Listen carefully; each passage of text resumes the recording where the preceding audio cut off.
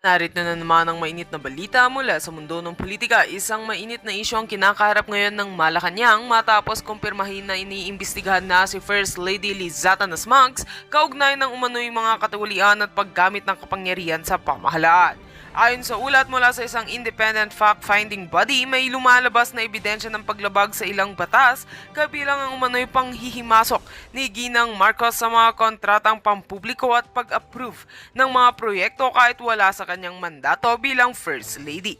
Maring itinanggi ng kampo ni Mrs. Marcos sa mga paratang at sinabing isa lamang itong political smear campaign laban sa kanilang pamilya. Ngunit ayon sa mga kritiko, panahon na upang mapanagot ang kahit sinong gumagawa ng katawalian kahit pa ito ay nasa pinakamataas na posisyon sa lipunan. Samantala, nananawagan ng ilang grupo ng transparency at patas na imbestigasyon. Tiniyak naman ng Office of the Ombudsman na walang sinuman ang above the law. Abangan natin ang mga susunod na kaganapan habang patuloy naming sinusubaybayan ang isyong ito. At yan nga mga balitang ating pagkakatutukan, at kung bago ka pa lamang sa aking channel ay huwag kakalimutang mag-like, share and subscribe para updated ka sa aming mga bagong balita dito sa Tatak Pinas.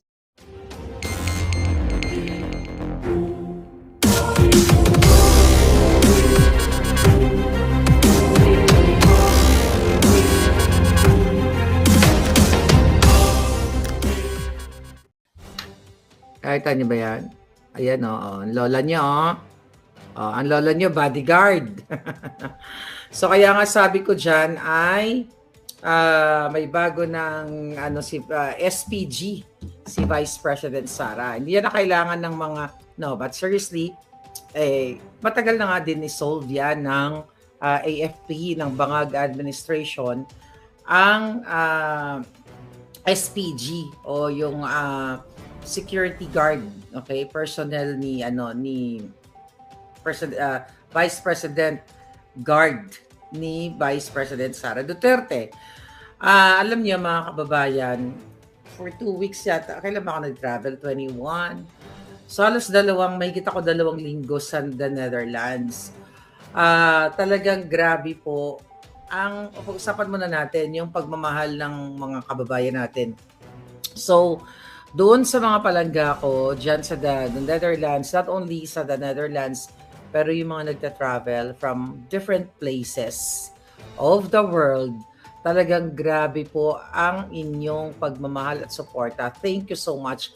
Huwag tayong tumigil. Huwag nating tigilan ang pagpoprotesta o pagbibigay ng sentimiento, mga boses natin sa iba't ibang bahagi ng mundo. Kasi dito natataranta ang mga Jutang Ginimes na mga bangag. Alam ninyo, na-witness ko, nakausap ko ang mga kababayan natin, London, UK, Croatia, sila Mark, thank you.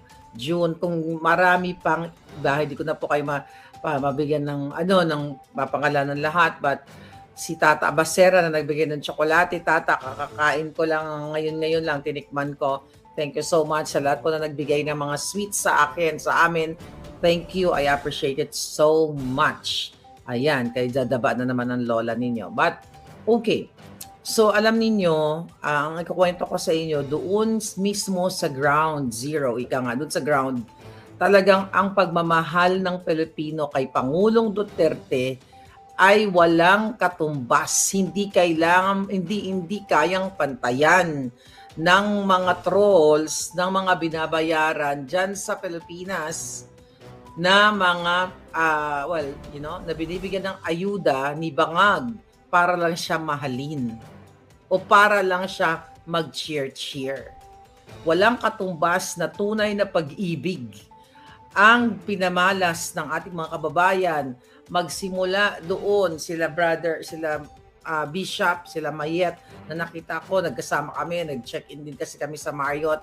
Ang dami kong mga nakasabay doon na mga Pilipino na from iba't ibang part ng mundo na sa Marriott, doon sa ibang nakadalawang place kasi kami. So, talagang nag-travel sila para sa kay Pangulong Duterte at pagmamahal sa bayan. Kasi Pag sinabi mong mahal nila si Pangulong Duterte, mahal nila si Vice President Sara, mahal nila yung Pangulong Duterte, ang pamilya Duterte, kaya nandoon sila, ang ibig sabihin nun, mahal nila yung bayan. Bakit? Bakit sila nag-spend ng pera? Dahil nakita nila yung magandang ginawa ng mga Duterte sa bayang Pilipinas. Hindi yan kayang tumbasan ng mga bangag. Kahit ipamudmud pa nila lahat ng pera. Okay, actually hindi naman nila ipapamudmud lahat ng pera. Kahit magpamudmud pa sila ng mga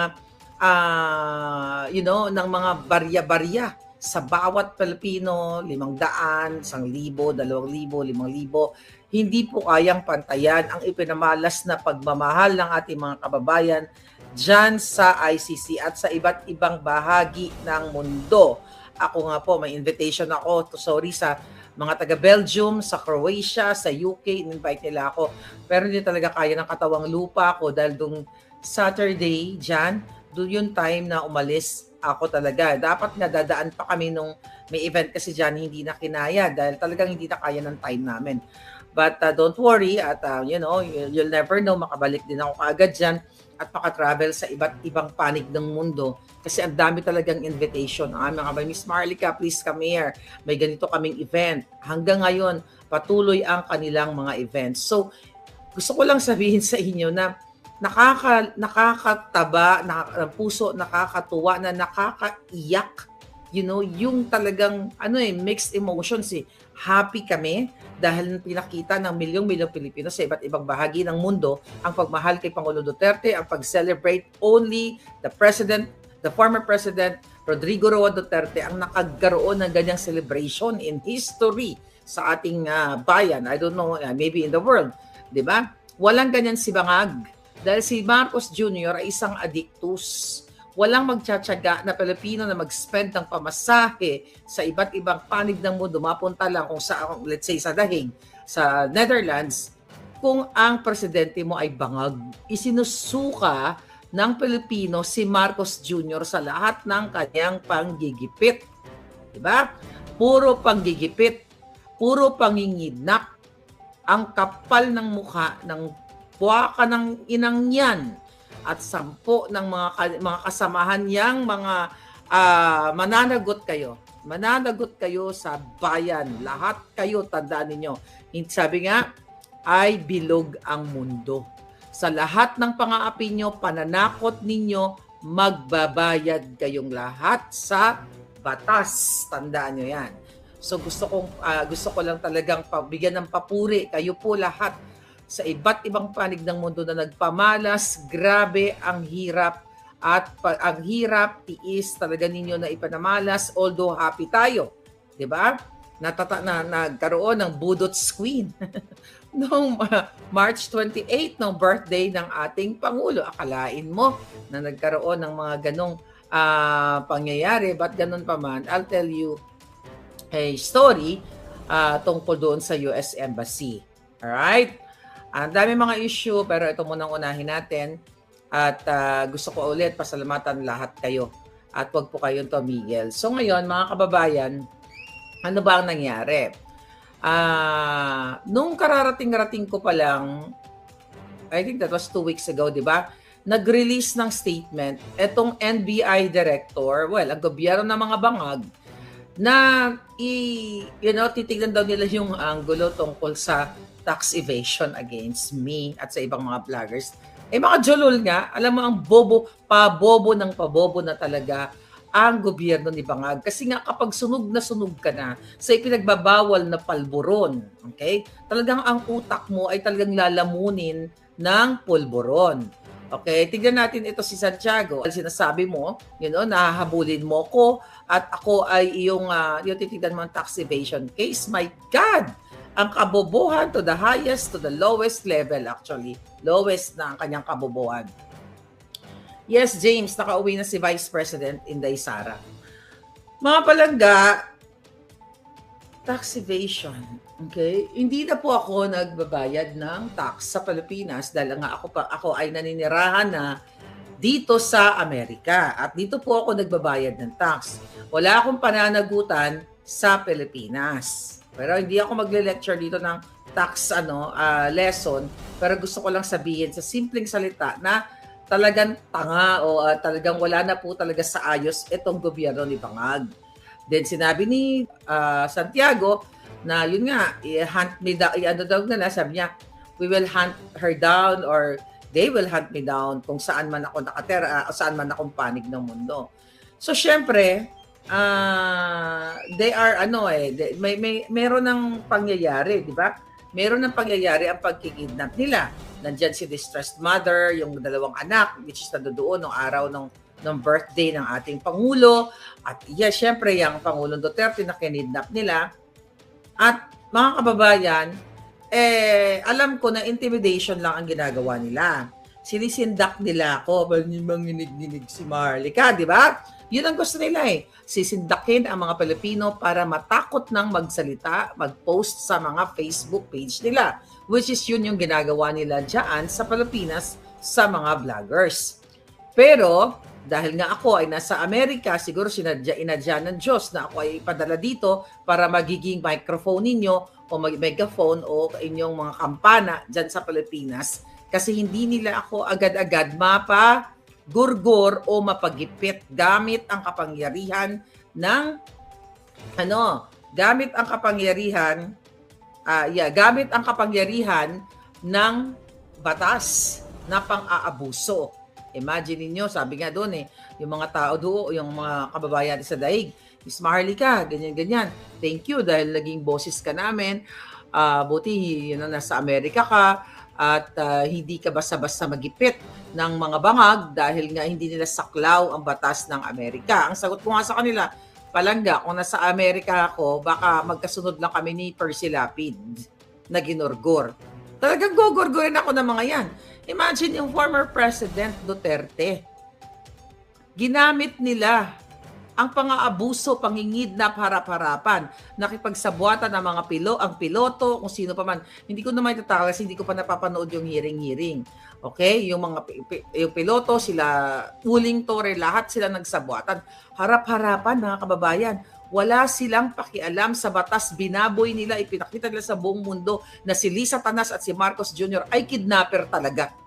Pangingidnap yan. Yan ang gusto nilang gawin sa akin. So, nung inirelease nila yung kanilang balita, ito ni Santiago Gunggong, di ba? Yung matandang kunin na ng lupa, malapit ka ng kunin ng lupa, di ba? I wish magsabay kayo ng bangag mong amo na si Marcos Jr., akala nila masindak-sindak ako. So, ang nangyari, nireport ko nga sila bago ako umalis. Nakita niyo naman yung video na ating dalawang video yan, across, is like more than millions of Filipinos na ang nakanood niyan.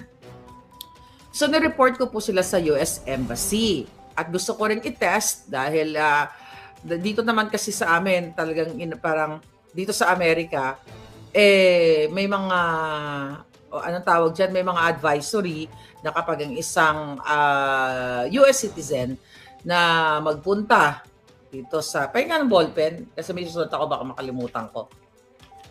Okay, ballpen please, darling. Ito pala. So ngayon, nalilang pala. Sulat ko lang ito, baka makalimutan ko. Okay. Okay. So ngayon,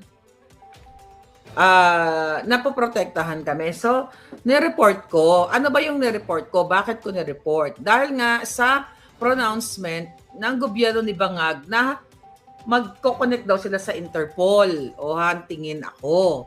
So, ginawa ko, nireport ko sila, mga kababayan. Paano ko nireport? So, una, pumunta ako doon, tatlong tao yung nakausap ko. First interview, second interview. So, yung pangalawang interview ay dalawang consular officers talaga yung nakausap ko.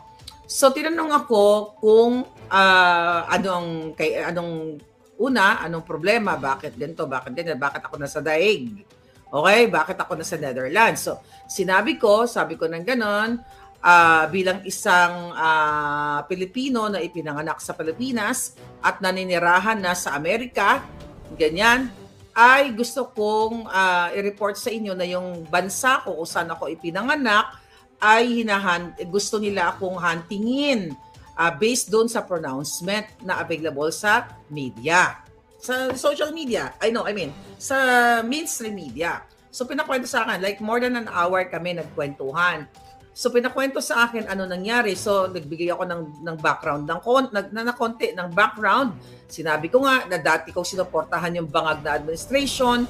Then naging kritiko ako. Tapos gumawa sila ng mga fabricated address, fabricated crime against me, enable for the bangag government na makapag-file sila ng kaso dyan sa Pilipinas para makapag-issue sila ng warrant of arrest. Yan po ang ginawa sa akin ng bangag. So una, ako ay taga-suporta nila. Then, nung ako ay nag-critic na nila, ginawa nila ng paraan na mag-fabricate ng address para, yun palang kasinungalingan na yun eh. So yun ang mga sinabi ko. At ngayon, sinabi ko nasa Netherlands ako para din magpakita ng pagsuporta sa aming former President Rodrigo Roa Duterte. Actually, sabi ko, do you know what's going on in our country with our former president? Yeah. Tapos sabi niya, alam daw nila. So sabi ko, the reason I'm here, sabi ko, to show support.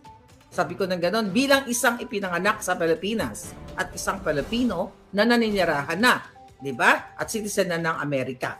Ngayon, mga palangga, so ikinuwento ko ng ganon. So sabi ko, itong NBI director nila at itong bangag na administrasyon na ito yung sinabi nila. Sabi ko, available naman yan sa online. So ayan, sinisearch. Habang nag-uusap kami, nagaganyan sila ng actually tatlo sila. So ngayon, mga kababayan, mga palangga, kinuwento ko lahat. Sabi ko, kinuwento ko pa na kinasuhan ako ng apat na libel cases. Na civil cases dito sa Amerika, sa California. So, pinapakinggan nila ako. Tapos sabi niya, na-report mo na, tapos yung death threat. Kinuwento ko na may death threat sa akin ang gobyerno ni Bangag. Prior to that pronouncement na ipapahunting nila ako at sabwat daw sila sa Interpol, sinabi ko na meron na akong, mayroon ng kaso dito sa California. Tapos yan nga ako, sabi, at saka yung death threat. Tinanong ako, na-report mo na ba ito sa FBI? Sabi ko, yes. Sabi ko na gano'n, na-report ko na sa FBI California. Sabi niya, sino nakausap mo? Di sinabi ko yung pangalan no nakausap ko. Sabi niya, I know him. O di ba, magkasama kami sa ganito, sa ganyan. So kakilala niya yung FBI. So gusto ko lang, actually, natuwa ako dahil yung FBI agent na nakausap ko dito sa California, magkakilala sila nitong consular, I don't know kung anong eksakto niya, basta nasa eksaktong rango nito yung officer sa US Embassy sa The Hague, pero magkakalala sila. Doon pinakakwento niya sa akin. Tapos ngayon, sabi niya, we will forward this to Washington DC. So i-forward namin tong report mo. Sabi niya, kumusta ka ba ngayon? Meron bang sumusunod-sunod ba sa'yo? Meron ka bang nakikita? Kasi ano ang kailangan mong suporta? Ano kailangan mong assistance sa amin? Ganyan. Sabi ko, so far, I'm okay. Sabi niya, alam ba nila kung saan ka, pinapublish mo ba kung saan kang hotel o saan ka nakatira? Sabi ko naman sa kanya, no. Sabi ko ng ganon, hindi ko pinapublish. That's good. Sabi ng consul, ng officer. So, maraming pinagkwentuhan tungkol sa kaso. Kinuwento ko si Bangag, sabi ko, alam mo, kasi ako yung nag-expose ng Bangag video. Sabi ko gano'n. Pero na-forward ko na to sa US, even forwarded to the White House. Kung ano-ano mga sinabi ko, kung ano yung mga ginawa ko dito. Sabi ko, actually, kaya galit na galit sila sa akin dahil yung video na yon at yung authentication ay ginamit ng former spokesperson ng Pilipinas, which is si Harry Roque, para gamitin yung dokumento, yung authentication sa kanyang asylum visa dito sa Netherlands. So talagang nakikinig sila, dokumentado talaga lahat. Sabi ko, yung dating spokesperson ay hinahunting rin ng bangag na administrasyon, Marcos administration, dahil nga sa aming kritisismo. Tapos sinabi ko rin na hindi lang yan, yung nanay ng dalawang bata na si Sheena, sabi ko, Sheena Makapinig na sa Belgium na ngayon ay may asylum visa din. Kinidnap yung kanyang dalawang anak, sinabi ko, at ang Marcos administration. So lahat yun dito document. So halos lahat na ikwento ko na, alam niyo naman talaga ako, talagang non-stop. Sabi ko, ganito ang sitwasyon sa amin, sa Pilipinas. Sabi ka, did you see that? Sabi ko, over the news, that the former president, sabi ko na gano'n, kinidnap nitong bangag administration na ito. Sa nakita daw nila sa news. Pero siyempre, hindi naman sila magko-comment. Di ba? Nakikinig lang sila. So, yun na nga. Ayun. Dahil, kinuwento ko, talagang ang haba ng chikahan namin. Yung iba doon, basta lahat ng kinukwento ko dito sa inyo, about sa panggigipit nila, kinuwento ko doon sa consular office, sa embassy, US Embassy sa Netherlands. So, ang sabi sa akin, kailan ka uuwi? Sabi ko sa April, sa 5, sabi ko gano'n, 5, di ba? Sabi ko sa 5, uuwi na ako. Sabi niya, anong assistance mo? Ang assistance na gusto mo? Escort, ganyan, or, nasamahan ako. Tapos ang sabi sa akin, we will alert now the security. So, ang sabi, alert nila, inform nila security. Kasi sabi ko, based dun sa pronouncement ng NBI, ay makikipag-ugnayan sila sa Interpol. Sabi ko, I know these evil people, this evil government.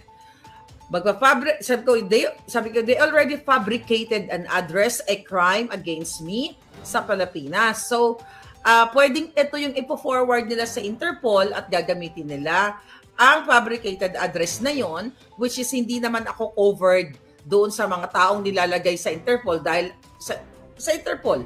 Di ba? Yung mga may kaso, mga kriminal yun katulad ni Bangag. Yun na, mga crime against humanity na binabato nila kay Pangulong Duterte. Yung sabi ko, pang Bangag yun, yung may mga malalaking tax evasion cases or tax, pandarambong. Hindi ako kasali doon. Which is hindi talaga kasama sa Interpol yun na mga kaso. Kaya lang, para ma-record ko sila, para magamit ko yung mga documentation na yon sa mga cases. Yon, may bago na naman tayong exhibit. So actually, ilagay ko na sa exhibit si Santiago. Marami tayong manilagay. I cannot just disclose everything. So sige pa, gumawa pa kayo ng katarantaduhan. Pero gusto ko lang sabihin sa'yo, NBI Director, ikaw nagunggong ka, kasama ka na sa exhibit ng kaso ko. Alright? So nakalagay na, naka na yung pangalan mo doon. Gumawa ng katarantaduhan at idadagdag natin yan sa mga exhibit natin sa ating kaso, mga kinakaso nila against me, mga kababayan, mga ebidensya. Pabor yan sa akin. Kaya galingan nyo pa. Galingan nyo pa yung pangtatakot ninyo dahil hindi nyo naman ako masisindak. Labanan, sindakan, hindi ko kayo uurungan. Kung labanan ng utak, definitely hindi kayo mananalo dahil mga utak ninyo, durog na, lalo na si Bangag, durog na ng pulburon. So, ang pinakadahilan talaga, alam ko na walang saklaw ang Interpol sa akin dahil hindi po ako gumurgor ng tao katulad ng Bangag administration. Hindi rin ako nagnakaw ng limpak-limpak na salapi. Ang ginawa ko lang ay expose ang mga kadyutahan, ang mga panggagago nila sa bayan. So definitely hindi yan covered ng Interpol. So the reason why nilagay ko sila doon sa embahada ng Netherlands para magamit ko ang documentation na yon sa mga future cases. Okay? Na ibabato, nila at yung mga ongoing cases. So good luck sa inyo. Akala nila masisindak-sindak ako ng mga putang inang ito. Magbabayad kayong lahat sa inyong mga kababuyan, sa mga Duterte at sa bansang Pilipinas at sa mga Pilipino. So yun po yun. So, in alert, according sa ating sa US Embassy, makikipag-ugnayan sila sa polisiya, sa mga police o mga security doon sa airport ng Amsterdam. So yun yung ginawa nila. Then yung escort nga. But I'm not gonna disclose that escort thing because it's secret. Okay? May mga, hindi ko pwedeng i-disclose ang mga eksena. Pero yun na nga, ito, safe and sound ako dito. At I'm not sure kung pwede kong ipakita yung mga documentation sa airport. Pero I don't think na yung mga part na yon about escort, well, sabi ko, huwag ko expose. So definitely, hindi ko pwedeng sabihin yung mga eksenang ganon. Pero mga short video lang, siguro yung mga bonggang-bonggang video doon sa airport. So yun po yun. So nireport natin ang Bangag administration sa kanilang pananakot, panggigipit sa akin, sa inyong lahat sa Pilipinas. At ngayon, talagang ang winning, ang pinaka-happy moment sa akin nung sinabi ng officer doon sa embassy, sabi niya, we will forward this to DC, to Washington DC. Ang sabi ko, panibago na naman forwarding yan. Panibago na naman mga documentation yan. Di kabog na sa banga. So yun po yun. Okay? At dun sa last 2 days ko, by the way, mga palangga, kaya medyo naging busy din ako. Mga busy-busy tayo.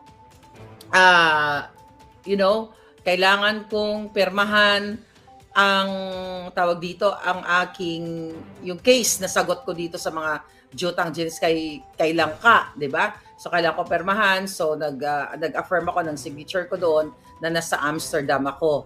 So, kahit niyo ba yan? Ayan, ang lola niyo, ang lola niyo, bodyguard.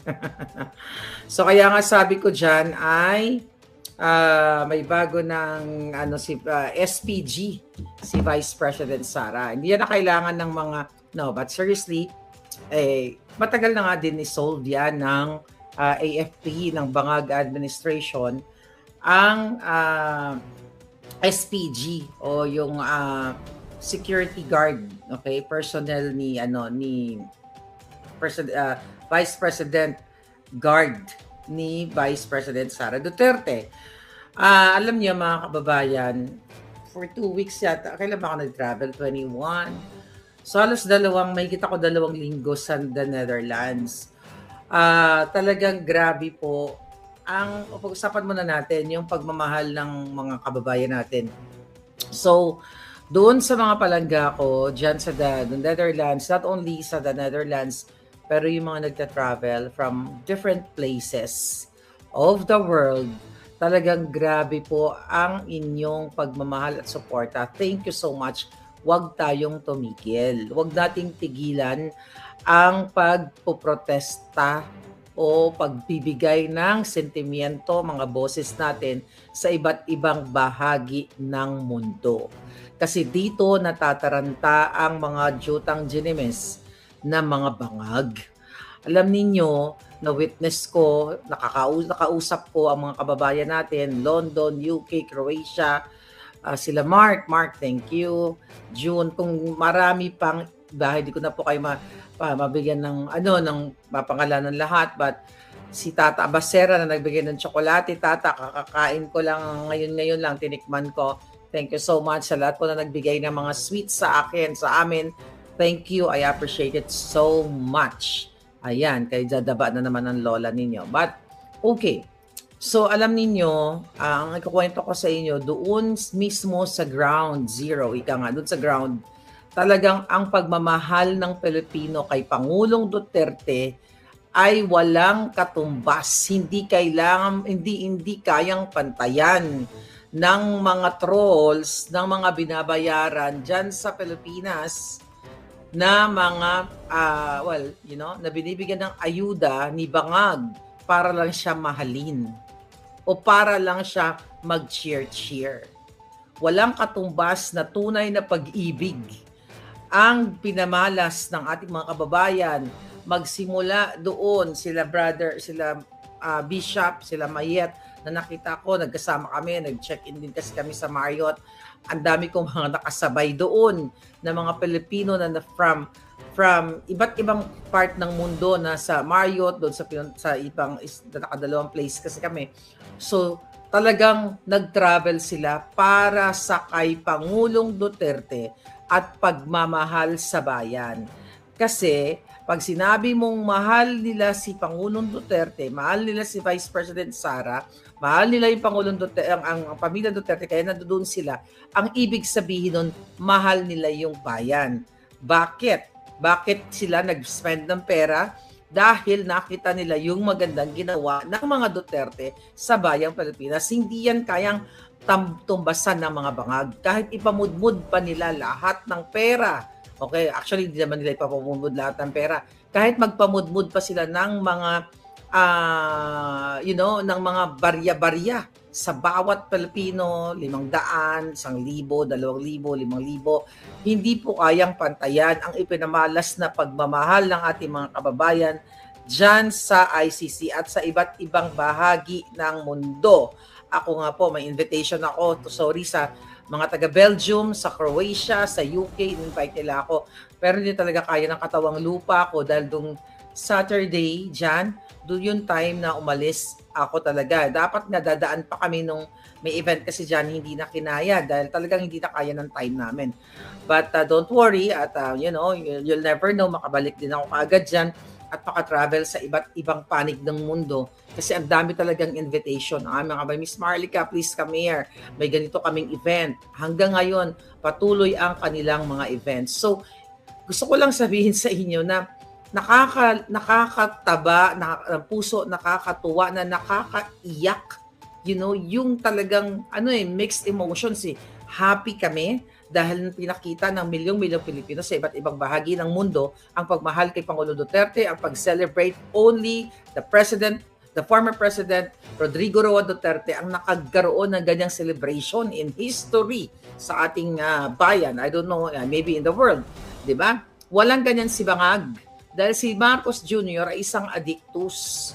Walang magtsatsaga na Pilipino na mag-spend ng pamasahe sa iba't ibang panig ng mundo, mapunta lang kung sa, let's say, sa Dahig, sa Netherlands, kung ang presidente mo ay bangag. Isinusuka ng Pilipino si Marcos Jr. sa lahat ng kanyang panggigipit. Diba? Puro panggigipit, puro pangingidnap, ang kapal ng mukha ng buwaka ng inang yan at 10 ng mga kasamahan niyang mga mananagot kayo sa bayan. Lahat kayo, tandaan ninyo. Sabi nga, ay bilog ang mundo. Sa lahat ng pang-aapi nyo, pananakot ninyo, magbabayad kayong lahat sa batas. Tandaan nyo yan. So gusto ko lang talagang bigyan ng papuri kayo po lahat sa iba't ibang panig ng mundo na nagpamalas. Grabe ang hirap at ang hirap tiis talaga ninyo na ipanamalas, although happy tayo, 'di ba? Nagkaroon ng Budot's Queen noong March 28 ng birthday ng ating Pangulo. Akalain mo na nagkaroon ng mga ganong pangyayari, but ganun pa man, I'll tell you a story tungkol doon sa US Embassy. Alright? Ang dami mga issue, pero ito munang unahin natin. At gusto ko ulit pasalamatan lahat kayo. At wag po kayong tumigil. So ngayon, mga kababayan, ano ba ang nangyari? Nung kararating-rating ko pa lang, I think that was 2 weeks ago, di ba? Nag-release ng statement, etong NBI director, ang gobyerno ng mga bangag, na titignan daw nila yung angulo tungkol sa tax evasion against me at sa ibang mga vloggers.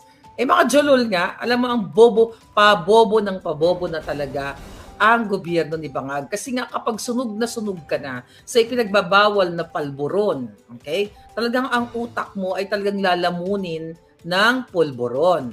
Okay, tignan natin ito si Santiago. Sinasabi mo, nahahabulin mo ko at ako ay yung titignan mo ang tax evasion case. My God! Ang kabobohan to the highest, to the lowest level actually. Lowest na ang kanyang kabobohan.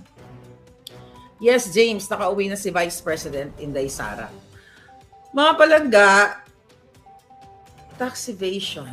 Okay? Hindi na po ako nagbabayad ng tax sa Pilipinas dahil nga ako ay naninirahan na dito sa Amerika. At dito po ako nagbabayad ng tax. Wala akong pananagutan sa Pilipinas. Pero hindi ako magle-lecture dito ng tax lesson, pero gusto ko lang sabihin sa simpleng salita na talagang tanga o talagang wala na po talaga sa ayos itong gobyerno ni Bangag. Then sinabi ni Santiago na yun nga, i-hunt me down, sabi niya, we will hunt her down or they will hunt me down kung saan man ako nakatira, saan man akong panig ng mundo. So syempre, they are meron ng pangyayari, di ba? Meron ng pangyayari ang pagkikidnap nila. Nandiyan si distressed mother, yung 2 anak, which is nandoon ng araw ng birthday ng ating Pangulo. At syempre, yung Pangulong Duterte na kinidnap nila. At mga kababayan, alam ko na intimidation lang ang ginagawa nila. Sinisindak nila ako. Manginig-ginig si Marlica, di ba? Yun ang gusto nila eh. Sisindakin ang mga Pilipino para matakot ng magsalita, mag-post sa mga Facebook page nila. Which is yun yung ginagawa nila dyan sa Pilipinas sa mga vloggers. Pero, dahil nga ako ay nasa Amerika, siguro inadya ng Diyos na ako ay ipadala dito para magiging microphone ninyo o megaphone o inyong mga kampana dyan sa Pilipinas. Kasi hindi nila ako agad-agad mapagurgur o mapagipit gamit ang kapangyarihan ng gamit ang kapangyarihan ng batas na pang-aabuso. Imagine niyo, sabi nga doon yung mga tao doon, yung mga kababayan sa daig, Miss Marlica, ganyan-ganyan. Thank you dahil naging boses ka namin. Buti nasa Amerika ka at hindi ka basta-basta magipit ng mga bangag dahil nga hindi nila saklaw ang batas ng Amerika. Ang sagot ko nga sa kanila, palangga, kung nasa Amerika ako, baka magkasunod lang kami ni Percy Lapid na ginurgur. Talagang gugurgurin ako ng mga yan. Imagine yung former President Duterte. Ginamit nila ang pang-aabuso, pangingidnap, harap-harapan, nakipagsabuatan ng mga piloto, kung sino pa man. Hindi ko naman itatakal kasi hindi ko pa napapanood yung hearing. Okay? Yung piloto, sila Uling Torre, lahat sila nagsabuatan. Harap-harapan, mga kababayan. Wala silang pakialam sa batas, binaboy nila, ipinakita nila sa buong mundo na si Lisa Tanas at si Marcos Jr. ay kidnapper talaga. Pangingidnap yan. Yan ang gusto nilang gawin sa akin. So, nung inirelease nila yung kanilang balita, ito ni Santiago Gunggong, di ba? Yung matandang kunin na ng lupa, malapit ka ng kunin ng lupa, di ba? I wish magsabay kayo ng bangag mong amo na si Marcos Jr., akala nila masindak-sindak ako. So, ang nangyari, nireport ko nga sila bago ako umalis. Nakita niyo naman yung video na I think 2 video yan, across is like more than millions of Filipinos na ang nakanood niyan. So, nireport ko po sila sa US Embassy. At gusto ko rin i-test dahil dito naman kasi sa amin, talagang parang dito sa Amerika, may mga, anong tawag dyan, may mga advisory na kapag ang isang US citizen na magpunta dito sa, pahinga ng ballpen, kasi may susunod ako, baka makalimutan ko. Okay, ballpen please, darling. Ito pala. So ngayon, dali lang pala, sulat ko lang ito, baka makalimutan ko. Okay. So ngayon, napoprotektahan kami. So, nireport ko. Ano ba yung nireport ko? Bakit ko nireport? Dahil nga sa pronouncement ng gobyerno ni Bangag na magko-connect daw sila sa Interpol o huntingin ako. So, ginawa ko, nireport ko sila mga kababayan. Paano ko nireport? So, una, pumunta ako doon, 3 tao yung nakausap ko. First interview, second interview. So, yung pangalawang interview ay 2 consular officers talaga yung nakausap ko. So, tinanong ako kung anong problema, bakit ganito, bakit ganyan, bakit ako nasa daig. Okay, bakit ako nasa Netherlands? So, sabi ko ng ganon, bilang isang Pilipino na ipinanganak sa Pilipinas at naninirahan na sa Amerika, ganyan, ay gusto kong i-report sa inyo na yung bansa ko kung saan ako ipinanganak ay gusto nila akong huntingin based doon sa pronouncement na available sa media. Sa social media, sa mainstream media. So pinakwento sa akin, like more than an hour kami nagkwentuhan. So pinakwento sa akin ano nangyari. So nagbigay ako ng background ng konti ng background. Sinabi ko nga na dati ko sinuportahan yung Bangag na administration. Then naging kritiko ako. Tapos gumawa sila ng mga fabricated address, fabricated crime against me, enable for the Bangag government na makapag-file sila ng kaso dyan sa Pilipinas para makapag-issue sila ng warrant of arrest. Yan po ang ginawa sa akin ng Bangag. So una, ako ay taga-suporta nila. Then, nung ako ay nag-critic na nila, ginawa nila ng paraan na mag-fabricate ng address para, yun palang kasinungalingan na yun. So yun ang mga sinabi ko. At ngayon, sinabi ko nasa Netherlands ako para din magpakita ng protect ng pagsuporta sa aming former President Rodrigo Roa Duterte. Actually, sabi ko, do you know what's going on in our country with our former president? Yeah. Tapos sabi niya, alam daw nila. So sabi ko, the reason I'm here, sabi ko, to show support. Sabi ko ng ganon, bilang isang ipinanganak sa Pilipinas at isang Pilipino na naninirahan na, di ba? At citizen na ng Amerika. Ngayon, mga palangga, so ikinuwento ko ng ganon. So sabi ko, itong NBI director nila at itong bangag na administrasyon na ito yung sinabi nila. Sabi ko, available naman yan sa online. So ayan, sinisearch. Habang nag-uusap kami, nagaganyan sila ng actually tatlo sila. So ngayon, mga kababayan, mga palangga, kinuwento ko lahat. Sabi ko, kinuwento ko pa na kinasuhan ako ng 4 na libel cases, na civil cases dito sa Amerika, sa California.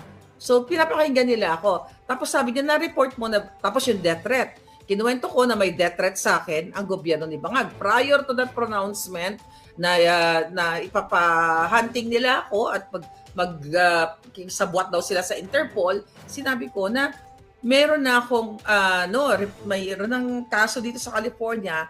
Tapos yan nga ako sabi, at saka yung death threat. Tinanong ako, na-report mo na ba ito sa FBI?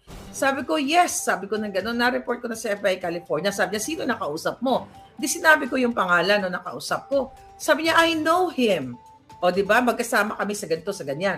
So kakilala niya yung FBI. So gusto ko lang, actually, natuwa ako dahil yung FBI agent na nakausap ko dito sa California, magkakilala sila nitong consular, I don't know kung anong eksakto niya, basta nasa eksaktong rango nito yung officer sa US Embassy sa The Hague, pero magkakilala sila. Doon pinakakwento niya sa akin. Tapos ngayon, sabi niya, we will forward this to Washington DC. So, i-forward namin tong report mo. Sabi niya, kumusta ka ba ngayon? Meron bang sumusunod-sunod ba sa'yo? Meron ka bang nakikita? Kasi, ano ang kailangan mong suporta? Ano kailangan mong assistance sa amin? Ganyan. Sabi ko, so far, I'm okay. Sabi niya, alam ba nila kung saan ka, pinapublish mo ba kung saan kang hotel o saan ka nakatira? Sabi ko naman sa kanya, no. Sabi ko ng gano'n, hindi ko pinapublish. That's good. Sabi ng consul, ng officer. So, maraming pinagkwentuhan tungkol sa kaso. Kinuwento ko si Bangag, sabi ko, alam mo, kasi ako yung nag-expose ng Bangag video. Sabi ko gano'n. Pero na-forward ko na to sa US, even forwarded to the White House.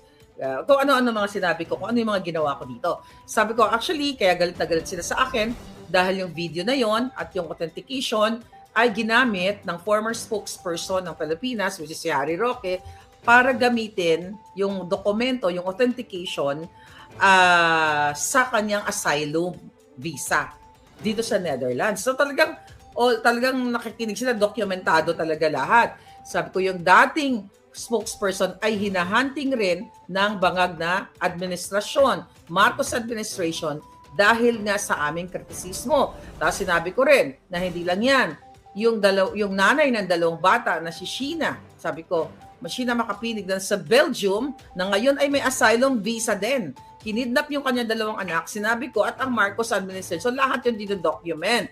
So halos lahat na ikwento ko na, alam niyo naman talaga ako, talagang non-stop. Sabi ko, ganito ang sitwasyon sa amin, sa Pilipinas. Sabi ko, did you see that? Sabi ko, over the news, that the former president, sabi ko na gano'n, kinidnap nitong bangag administration na ito. Sa nakita daw nila sa news. Pero syempre, hindi naman sila magko-comment. Di ba? Nakikinig lang sila. So, yun na nga. Ayun. Dahil, kinuwento ko, ang haba ng chikahan namin. Yung iba doon, basta lahat ng kinukwento ko dito sa inyo, about sa panggigipit nila, kinuwento ko doon sa consular office, sa embassy, US Embassy sa Netherlands. So, ang sabi sa akin, kailan ka uuwi? Sabi ko sa April, sa 5, sabi ko gano'n, 5, di ba? Sabi ko sa 5, uuwi na ako. Sabi niya, anong assistance mo? Ang assistance na gusto mo? Escort, gano'n, or, nasamahan ako. Tapos ang sabi sa akin, we will alert now the security. So ang sabi, alert nila, inform nila ang security. Kasi sabi ko, based dun sa pronouncement ng NBI, ay makikipag-ugnayan sila sa Interpol. Sabi ko, I know these evil people, this evil government. Sabi ko, they already fabricated and addressed a crime against me sa Pilipinas. So, pwedeng ito yung ipo-forward nila sa Interpol at gagamitin nila ang fabricated address na yon, which is hindi naman ako covered doon sa mga taong nilalagay sa Interpol dahil sa Interpol. Di ba? Yung mga may kaso, mga kriminal yun katulad ni Bangag. Yun na, mga crime against humanity na binabato nila kay Pangulong Duterte. Yung sabi ko, pang Bangag yun, yung may mga malalaking tax evasion cases or tax, pandarambong. Hindi ako kasali doon. Which is hindi talaga kasama sa Interpol yun na mga kaso. Kaya lang, para ma-record ko sila, para magamit ko yung mga documentation na yon sa mga cases. Yon, may bago na naman tayong exhibit. So actually, ilagay ko na sa exhibit si Santiago. Marami tayong manilagay. I cannot just disclose everything. So sige pa, gumawa pa kayo ng katarantaduhan. Pero gusto ko lang sabihin sa'yo, NBI Director, ikaw nagunggong ka, kasama ka na sa exhibit ng kaso ko. Alright? So nakalagay na, ano na yung pangalan mo doon. Gumawa ng katarantaduhan at idadagdag natin yan sa mga exhibit natin sa ating kaso, mga kinakaso nila against me, mga kababayan, mga ebidensya. Pabor yan sa akin. Kaya galingan nyo pa. Galingan nyo pa yung pangtatakot ninyo dahil hindi nyo naman ako masisindak. Labanan, sindakan, hindi ko kayo uurungan. Kung labanan ng utak, definitely hindi kayo mananalo dahil mga utak ninyo durog na, lalo na si Bangag, durog na ng pulburon. So, ang pinakadahilan talaga, alam ko na walang saklaw ang Interpol sa akin dahil hindi po ako gumurgor ng tao katulad ng Bangag administration. Hindi rin ako nagnakaw ng limpak-limpak na salapi. Ang ginawa ko lang ay expose ang mga kadyutahan, ang mga panggagago nila sa bayan. So definitely hindi yan covered ng Interpol. So the reason why nilagay ko sila doon sa embahada ng Netherlands para magamit ko ang documentation na yon sa mga future cases. Okay? Na ibabato, nila at yung mga ongoing cases. So good luck sa inyo. Akala nila masisindak-sindak ako ng mga putang inang ito. Magbabayad kayong lahat sa inyong mga kababuyan, sa mga Duterte at sa bansang Pilipinas at sa mga Pilipino. So yun po yun. So, in alert, according sa ating sa US Embassy, makikipag-ugnayan sila sa polisiya, sa mga police o mga security doon sa airport ng Amsterdam. So yun yung ginawa nila. Then, yung escort nga. But I'm not gonna disclose that escort thing because it's secret. Okay? May mga, hindi ko pwede i-disclose sa mga eksena. Pero, yun na nga, ito, safe and sound ako dito. At I'm not sure kung pwede kong ipakita yung mga documentation sa airport. Pero, I don't think na yung mga part na yon about escort, well, sabi ko, huwag ko expose. So definitely, hindi ko pwedeng sabihin yung mga eksenang ganon. Pero mga short video lang, siguro yung mga bonggang-bonggang video doon sa airport. So yun po yun. So nireport natin ang Bangag administration sa kanilang pananakot, panggigipit sa akin, sa inyong lahat sa Pilipinas. At ngayon, talagang ang winning, ang pinaka-happy moment sa akin nung sinabi ng officer doon sa embassy, sabi niya, we will forward this to DC, to Washington DC. Sabi ko, panibago na naman forwarding yan. Panibago na naman mga documentation yan. Di kabog na sa banga. So yun po yun. Okay? At doon sa last 2 days ko, by the way, mga palangga, ay medyo naging busy din ako. Mga busy-busy tayo.